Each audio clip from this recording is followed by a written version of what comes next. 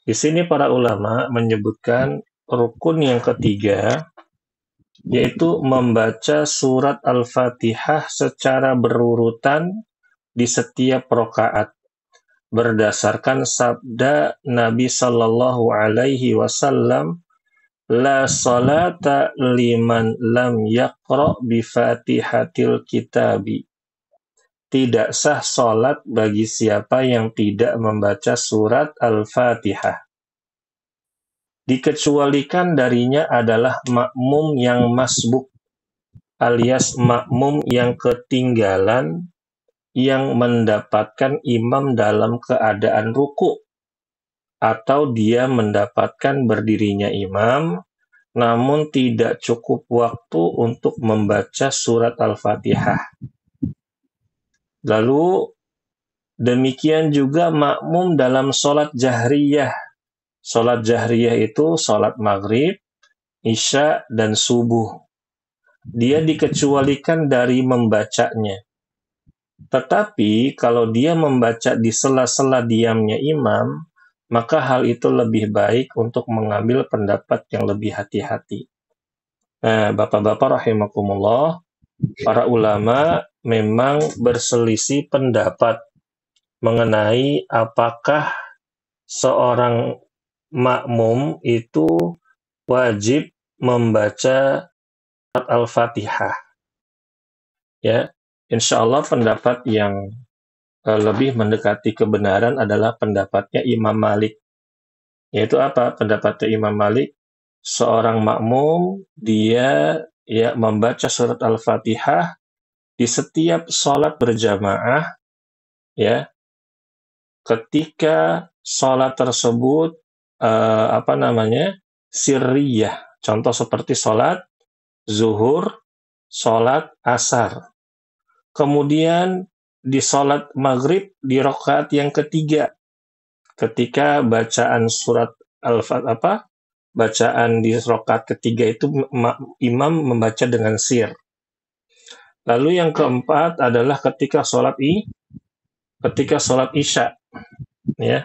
Ketika sholat isya ini dia baca sir, ya, dibaca oleh imam, maka makmum dia membaca. Begitu, Bapak-bapak rahimakumullah. Nah, lalu mungkin timbul pertanyaan, ya, Ustadz, gimana kalau misalkan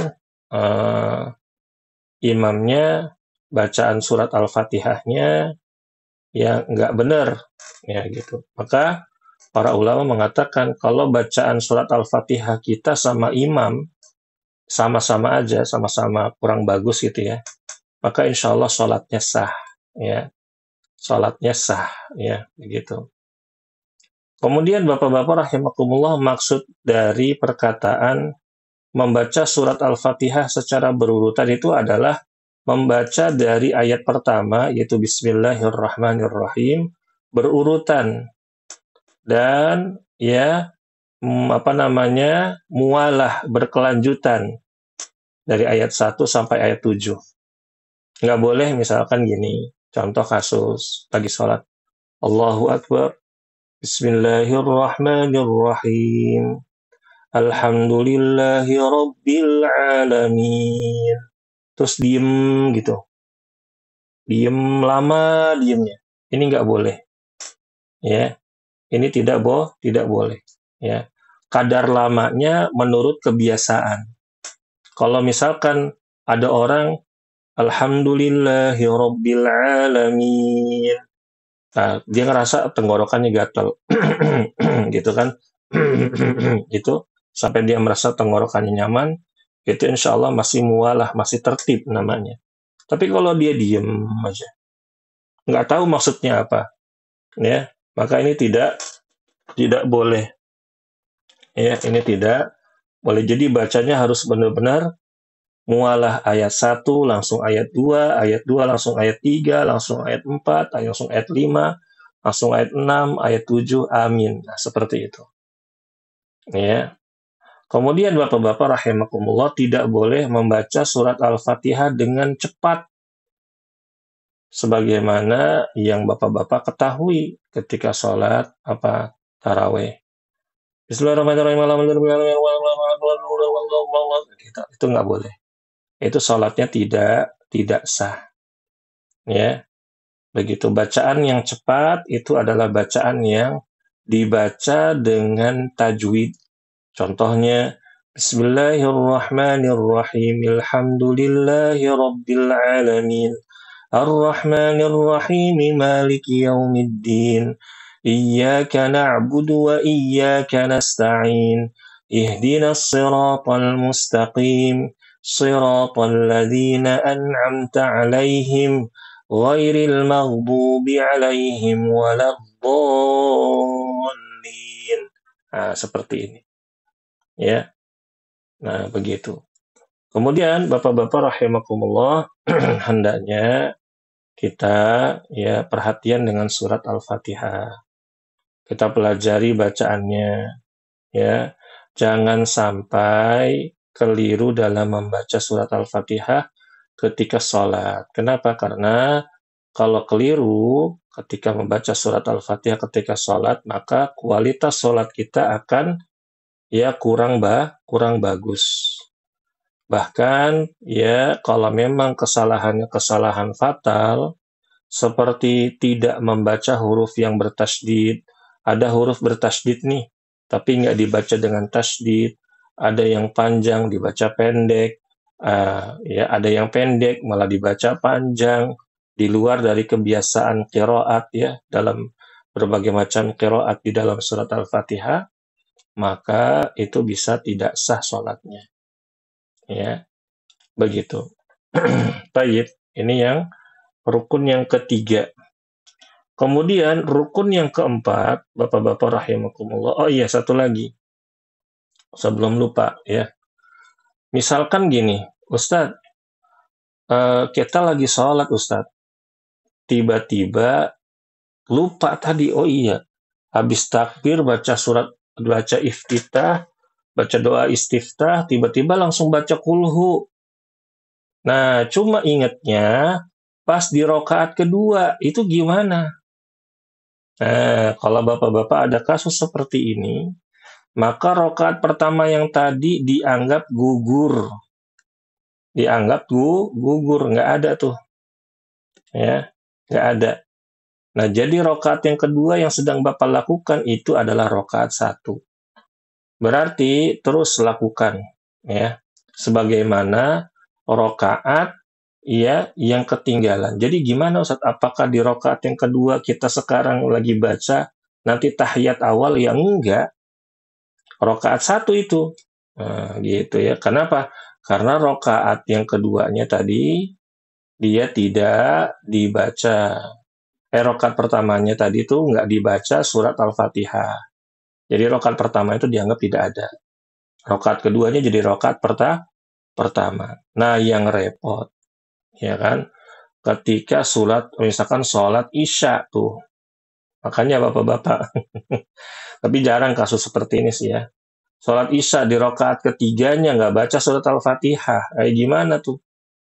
Nah, ya jadi kalau misalkan rokaat ketiga ini wallahu a'lam bishawab, ya cuma saya cenderung mengikuti pendapat yang kalau misalkan bapak-bapak lupa baca surat Al-Fatihah di rokaat ketiga, maka rokaat keempat itu jadi rokaat ketiganya. Ya, bukan gugur semua. Rokaat 1, 2, 3 nggak gugur. Jadi tinggal dilanjutkan saja. Nah, nanti di akhir ditutup dengan sujud sahwi. Ya. Tapi ini kasus ini jarang ya, bapak-bapak. Kasus ini jarang terjadi. Jadi bapak-bapak nggak usah kena was-was jadinya. Tapi kalau misalkan sampai terjadi, maka itu solusinya. Jangan malah, udahlah batalin aja, repot ngapain lah. Ya salah itu. Ya jangan dibatalkan. Kita nggak boleh membatalkan sholat tanpa uzur syar'i. Nggak boleh, Pak. Haram. Ya, nggak boleh haram. Kalau kasus tadi itu bukan uzur syar'i, itu ada solusinya. Solusinya sama Rasulullah adalah itu tadi. Ya, rokaat pertama kita nggak baca surat Al-Fatihah. Maka rokaat kedua ketika kita ingat, itu dijadikan rokaat satu. Rokaat ketiga sholat isya, kita lupa baca surat Al-Fatihah. Nah, rokaat keempatnya, jadi rokaat keberapa tuh? Bapak-bapak? Tadi saya bilang, rokaat keempat itu di rokaat keberapa? Rakaat Tiga.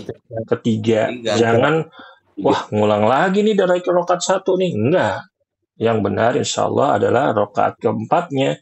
Jadi rakaat ketiga, jangan tahiyat akhir, jangan. Bangun, nah sholat lagi 1 rakaat, baru tahiyat. Nah sebelum salam, sujud sahwi dulu dua kali. Sujud sahwi bacanya apa Ustaz? Bacanya kayak sujud biasa. Tidak ada doa-doa yang lain. Ya. Setelah sujud 2 rakaat, sujud 2 kali, baru salam. Assalamualaikum warahmatullahi wabarakatuh. Assalamualaikum warahmatullahi wabarakatuh. Seperti itu. Jelas Bapak-Bapak? Jelas ya. Kemudian yang keempat, ruku di setiap rakaat. Berdasarkan firman Allah, ya ayyuhalladzina amanu rka'u wasjudu. Wahai orang-orang yang beriman, ruku dan sujudlah kalian. Nah ini Bapak-Bapak, ruku adalah bagian dari rukun sholat. Ya. Dan juga berdasarkan sabda Nabi Shallallahu Alaihi Wasallam, "Tsummarka hatta tatma'inna raki'an." Kemudian rukuklah kamu sehingga kamu itu ketika ruku tumakninah dalam keadaan ruku. Nah, Bapak-bapak rahimakumullah, ketika ruku ada yang perlu diperhatikan. Posisi tangan, telapak tangan diletakkan di mana, Pak? Di paha, di dengkul, atau di betis? Dengkul. Di dengkul, jangan di paha, salah. Ya. Lalu, Bapak-bapak rahimakumullah, ketika ruku itu modelannya kudu begini. Nih, kudu begini nih. Kalau begini, ini mah bukan ruku, ini mah apa? Doyong. Nah, tuh kata orang Betawi mah ngedoyong dia mah tuh, begini. Ini doyong ini. Bukan ruku, kecuali pada yang uzur. Uzurnya apa? Misalkan kena ototnya lagi sakit gitu segala macam ya. Nah, kudu begini nih Bapak-bapak. Ruku harus pas apa? Tulang punggung itu lurus dengan kepala kita. Kepala kita juga jangan nengok ke bawah begini. Jangan. Kepala kita nih harus lurus dengan punggung. Kemudian telapak tangan kita, Bapak-bapak jangan lurus begini. Jangan. Lurus salah begini, tapi agak bengkok. Karena di dalam hadis yang lain disebutkan, Rasulullah ketika ruku, tangannya itu sedikit membengkok seperti busur panah. Ya. Terus, nggak boleh sampai kita nih ketika ruku sampai turun begini, nukik dia nih. Aduh, ini bukan ruku. Ngapain tuh? Ada tuh saya lihat Bapak-bapak banyak orang yang gulu, berlebihan ketika sholat. Nah ini dulu kasusnya, masalahnya adalah kalau Bapak-bapak tahu ya, ada orang Ustadz jadi-jadian Abu Sangkan apa siapa namanya dulu tuh. Jadi dia bikin buku sholat dengan kesehatan. Jadi ada kaitannya sholat dengan kesehatan. Memang ada Bapak-bapak ya, kesehatan hati segala macam. Tapi kalau badan, dia bikin gerakan sendiri. Kalau ruku harus nukik begini, karena biar tulang punggung itu lurus, syaraf-syarafnya itu direnggangkan. Ini tidak benar. Jadi kalau ruku harus lurus begini, ya. Dan telapak tangan kita diletakkan di lutut, ya, begitu. Lalu kemudian Bapak-bapak yang kelima dan keenam, bangkit dari i'tidal, dari ruku, ya. Dan i'tidal dari ruku, bangkit dari ruku dalam keadaan berdiri, dan berdirinya benar-benar harus tegak, ya. Sebagaimana sabda Rasulullah Shallallahu Alaihi Wasallam di dalam hadis, orang yang sholat dengan sholat yang buruk, warka' hatta tatma'inna raki'an, thumma rfa' hatta ta'tadila qa'iman. Rukuklah sehingga kamu tumakninah dalam keadaan ruku'. Kemudian bangkitlah sehingga kamu i'tidal dalam keadaan berdiri, benar-benar diri. Jangan juga sambil bangun ruku belum sempurna udah turun sujud. Ada tuh Bapak-bapak ya, habis ruku nih, sami Allah liman hamidah, langsung dia tuh tiba-tiba langsung sujud. Nah, ini enggak tumakninah. Walaupun bacaannya Rabbana walakal hamdu, tapi kita harus benar-benar merasa ketika iktidal, tulang kita tuh nyaman, ya. Jangan masih tegang udah langsung sujud. Ini salah.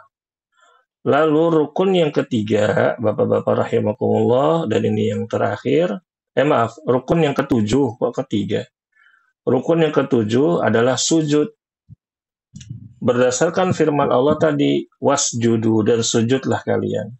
Dan berdasarkan sabda Nabi Shallallahu Alaihi Wasallam kepada laki-laki yang sholat dengan buruk, "Tsummasjud hatta taqma'inna sajidan." Kemudian sujudlah sehingga kamu tumakninah dalam keadaan sujud. Sujudnya juga Bapak-bapak rahimakumullah harus benar. Ya. Bagaimana sujudnya yang benar, ya?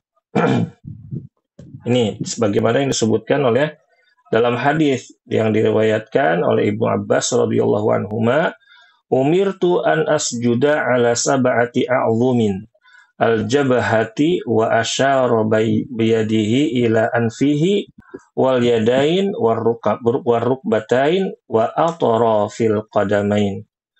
Ya, aku diperintahkan untuk sujud di atas 7 anggota badan. Yang pertama, kening dan hidung. Ini satu, Pak. Kening dan hidung. Nah, ini saya suka lihat nih di antara bapak-bapak, saya pernah lihat perhatikan sholatnya ketika sujud hidungnya nggak ditempel. Ya, ini memang khilaf di kalangan para ulama bapak-bapak, tapi ketika sujud hidung ini ditempel, jangan keningnya doang nih. Kening itu ini bapak-bapak, ini kening. Nah, kalau ini bukan kening ini. Dia sampai begini, sampai nukik begitu, itu salah, ya. Itu salah. Jadi yang ditempel tuh kening dan hidung. Hidung ini harus nempel ke ubin atau ke sajadah, ya.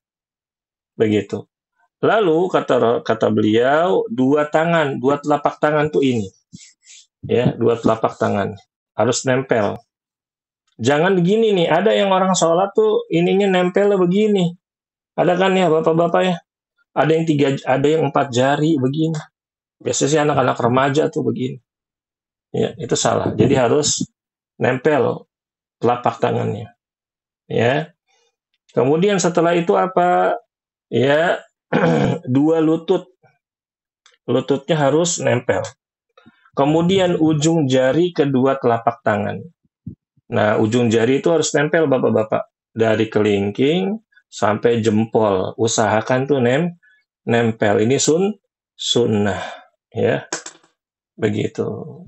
Nah, 7-7-nya ini harus nempel kecuali ada uzur. Misalkan lagi sujud ada koreng di dengkul. Ya Pak ya? Nah, nggak apa-apa tuh, diangkat dikit. Ya, nggak masalah. Ya, nggak masalah. Atau misalkan di telunjuknya atau di jari jemarinya ada luka, maka dia nggak tempelkan, maka itu tidak masalah. Jadi selama ada uzur, maka rukun-rukun ini boleh kita tidak kerjakan. Tapi kalau tidak ada uzur, harus kita kerjakan benar-benar. Kemudian Bapak-bapak, di antara kesalahan ketika sujud itu nempel dari telapak tangan sampai sikut, ditempel begini sujudnya. Ini tidak boleh. Ini sujudnya seperti sujudnya guguk ya, seperti guguk. Ya, ini tidak boleh. Baik Bapak-bapak rahimakumullah, untuk malam ini mungkin kita cukupkan. Insya Allah masih ada beberapa. Kita lanjutkan mungkin pekan depan. Mudah-mudahan apa yang kita pelajari menjadi ilmu yang bermanfaat. Kita tutup. Subhanakallahumma wa bihamdika asyhadu an la ilaha illa anta astaghfiruka wa atubu ilaik. Wassalamualaikum warahmatullahi wabarakatuh.